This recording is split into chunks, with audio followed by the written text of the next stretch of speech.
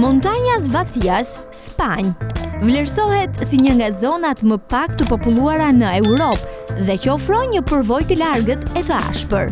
Montanjas Vathias, ose Malet e Zbrazta, është një rajon me popullsi të rrallë dhe relativisht të pazbuluar në Spanjën e brendshme, që përfshin kryesisht pjesë të provincave Teruel dhe Cuenca.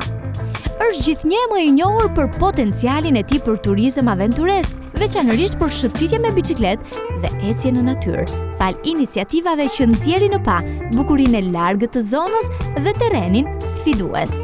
Tërheqja kryesore është ndjenja e izolimit dhe paqes që ofron ky vend.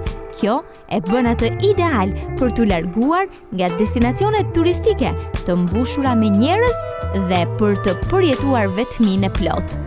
Zona krenohet me peizazhe të larmishme dhe dramatike, duke përfshirë odrat e kuqe dhe të valzuara, kanjonet e thella, pyjet me pisha dhe vargmalet e ashpra.